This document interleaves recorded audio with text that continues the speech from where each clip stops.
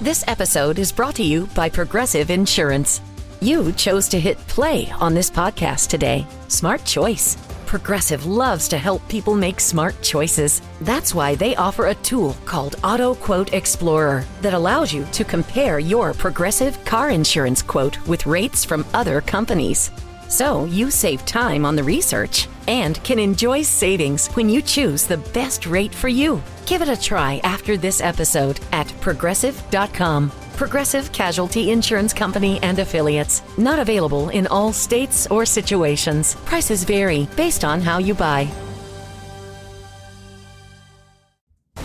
All right, man, let's jump into it. Some news for the run. And first off, just got to let you guys know, leave a quick take on the voicemail line if you hear something you agree with, disagree with, or you just want to go ahead and drop your opinion on it. That number is 219-413-9405. We will play your take back on the next episode, so don't even worry about, if it'll play and all of that stuff. As long as it makes sense, we got you. But here's the news, all the free agency people and things and moves that's been going on. So one of the latest things that done happen is DeAndre Ayton done found himself a new home in LA with the Los Angeles Lakers. The deal is still in talks and stuff, but as you see, this report is from Shams, and he said Ayton will earn $34 million next season. But he's figuring out with LA and Portland, all of that stuff, the back end of the contract and everything. But long story short, the Lakers finally got their center in DeAndre Ayton. I don't know how I like this personally. I'm not a Lakers fan or anything, but an outsider looking into this, man, to me, it's overhyped, and people probably going to be asking him to get traded mid-season before the deadline. That's just how I see it. Especially if LeBron stays. Oh, he's definitely going to check that box and get him out of there for somebody else. Because Ayton is, just based on effort and the things that I've seen, it ain't been looking good in the past few years. And I know he's been on some bogus teams, but that's my hot take on the whole Ayton situation. Anyway, after Ayton, man, the guard, Spencer Dinwiddie, he signed a one-year deal with the Charlotte Hornets. So they're getting a new point guard over there. And then we move on to the New York Knicks. They have a new head coach.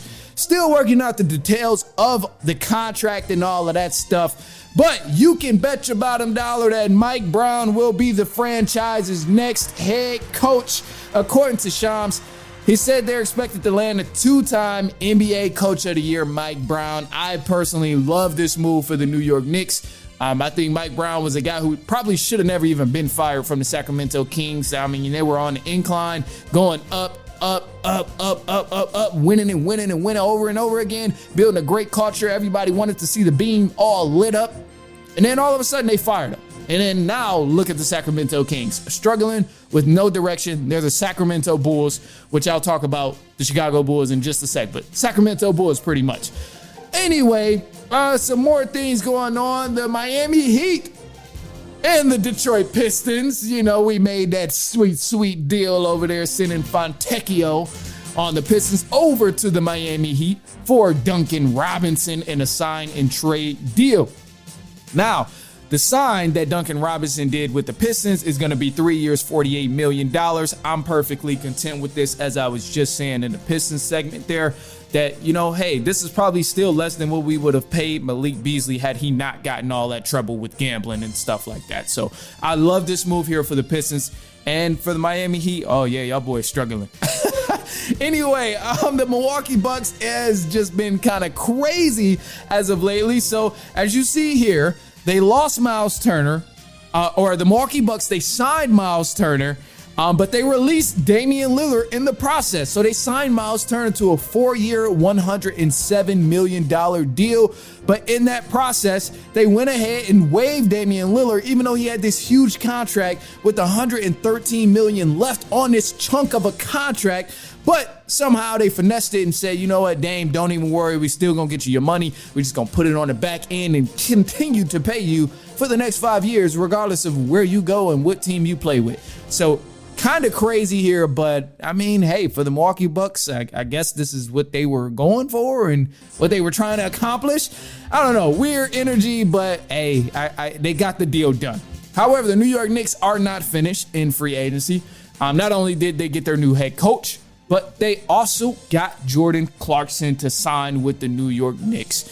Now, he cleared the free agency waivers and stuff, so I don't have the details on it, but you can bet your bottom dollar that he's going to be playing in a New York Knicks jersey in the next season. So good for him, happy for him. However, the Atlanta Hawks, they've been making some moves here, and I'm proud of the Atlanta Hawks because, they've been kind of in a gray area in a rough patch, but they signed Alexander Walker to a 4-year, $62 million deal, and Alexander Walker is a hell of a defender.